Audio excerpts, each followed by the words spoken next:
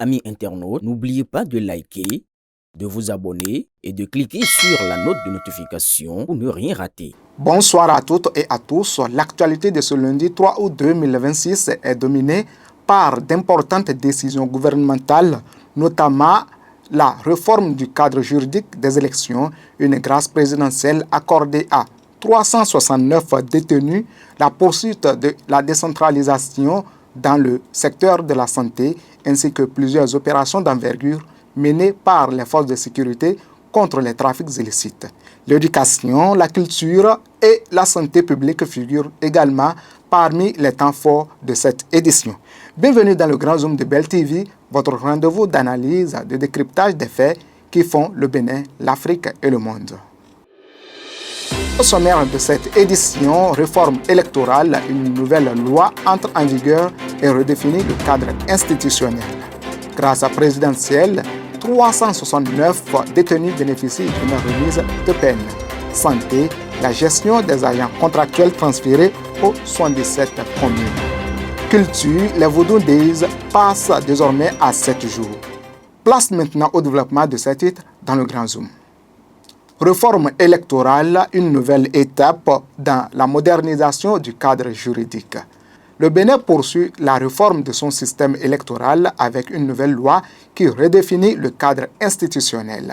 Le président Romuald Wardani a promulgué la loi numéro 2026-14 du 14 juillet 2026, marquant une étape importante dans la modernisation du système électoral. Le texte abroge le titre 2 du livre premier du Code électoral qui concernait l'organisation et le fonctionnement de la Commission électorale nationale autonome Sénat. Dispositions transitoires. La loi prévoit les dispositions transitoires nécessaires à la mise en œuvre de la réforme, notamment le transfert des biens, des engagements et du personnel de la Sénat vers la nouvelle structure. Objectif: garantir la continuité du service public électoral pendant la période de transition institutionnelle. Cette promulgation constitue une étape majeure dans la refonte du cadre institutionnel des élections au Bénin en vue des prochaines échéances électorales. Grâce présidentielle, 369 détenus concernés. Le chef de l'État a signé son premier décret de grâce présidentielle depuis son accession au pouvoir. Le décret numéro 2026-546 du 31 juillet 2026 accorde une remise de peine à 369 personnes condamnées. La grâce ne constitue pas une amnistie. Les condamnations demeurent inscrites au casier judiciaire et les obligations civiles restent applicables. Les condamnés pour détournement de deniers publics devront toujours rembourser les sommes dues et payer les amendes. Les auteurs d'escroquerie ou d'abus de confiance restent tenus d'indemniser leurs victimes. Répartition des bénéficiaires: Abomey-Calavi, 73 personnes, Abomey, 38, Cotonou, 36, Djougou, 30, Pobet, 26, Criette, 10, Cessaf, 2. Exécution: le décret est confié au ministre de la Justice, de l'Intérieur et de l'Économie et des Finances pour sa mise en œuvre. Cette mesure s'inscrit dans une logique de décrispation et de réinsertion sociale. Santé. Dans cette session d'information, la décentralisation franchit une nouvelle étape. Le gouvernement poursuit la réforme de la gestion des ressources humaines de la santé avec le transfert des agents contractuels aux communes. Les agents contractuels de droit public de la promotion 2025 passent sous la gestion administrative et financière des 77 communes du Bénin. Une circulaire signée le 23 juillet 2026 par le ministre délégué Rodrigue Chaou fixe les nouvelles règles de gestion.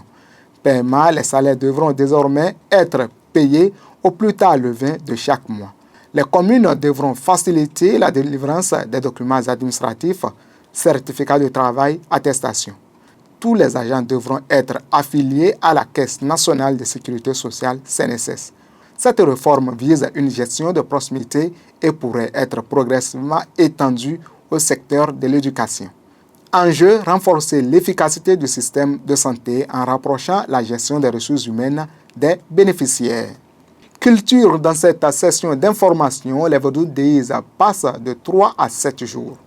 Le festival Vodou Days, événement phare de la culture béninoise, change de format et s'étend désormais sur une semaine.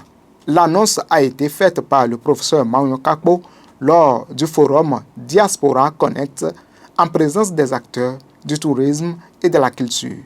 Les prochaines éditions dureront désormais 7 jours contre 3 auparavant. Objectif, accroître les retombées économiques pour les acteurs locaux, augmenter la fréquentation touristique tant nationale qu'internationale, prolonger le séjour des visiteurs et favoriser la consommation locale, soutenir les artisans et les opérateurs économiques. Perspective, cette évolution accompagne les grands projets culturels tels que la route des couvents Vodou et le futur musée international du Vodou de Porto Novo. Enjeu, faire du Bénin une destination culturelle de référence en Afrique. Éducation. Dans cette session d'information, 2,8 milliards de francs CFA pour préparer la rentrée scolaire. À quelques semaines de la rentrée scolaire du 14 septembre 2026, le gouvernement accélère les préparatifs.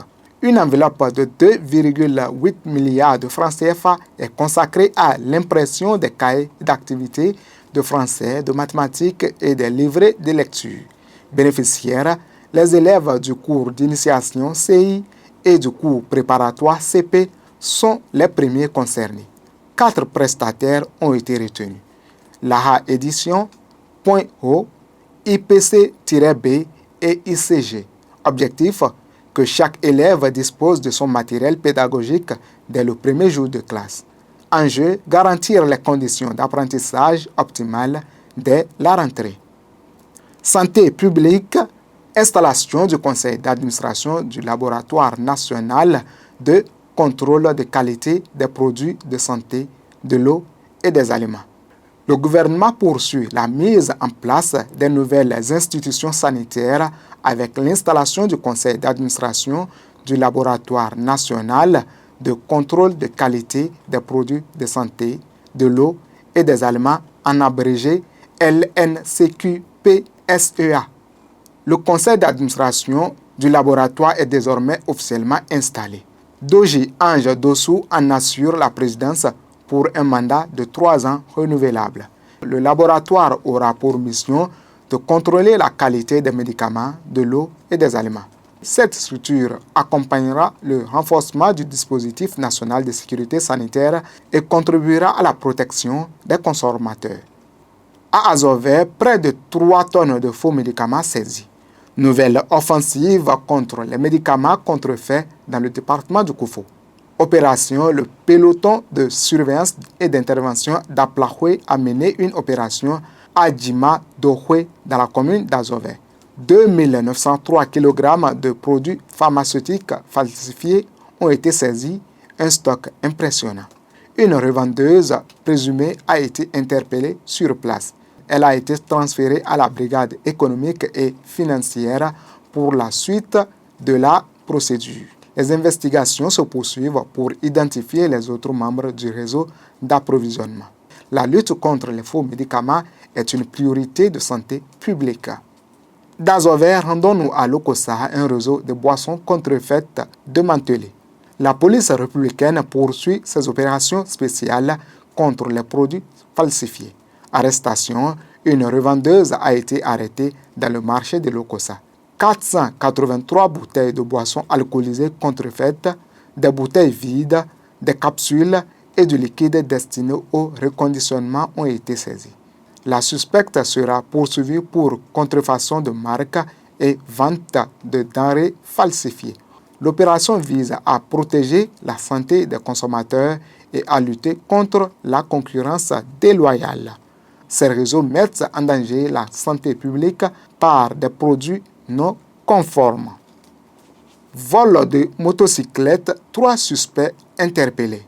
Les forces de sécurité enregistrent de nouveaux résultats dans la lutte contre le vol de motos. À Lokossa, une moto Bajaj volée à Komé a été retrouvée. Un mécanicien de 22 ans a reconnu sa participation au vol. Restitution, le propriétaire a pu récupérer son engin. Les investigations se poursuivent afin d'interpeller son présumé complice. À Houegbo, un pâtissier a signalé le vol de sa moto Haoju. Un dispositif de bouclage a permis l'arrestation d'un homme de 38 ans. Le suspect a reconnu les faits et dénoncé un complice actuellement recherché. Les enquêtes se poursuivent dans les 2 dossiers pour démanteler les réseaux. L'actualité de ce lundi 3 août 2026 est marquée par d'importantes réformes institutionnelles, des mesures sociales, des investissements dans les secteurs de la santé, de l'éducation et de la culture, mais également par une intensification de la lutte contre les trafics illicites et la criminalité. Merci de votre fidélité au Grand Zoom de BLTV. Excellente soirée à toutes et à tous et à très bientôt pour une nouvelle édition.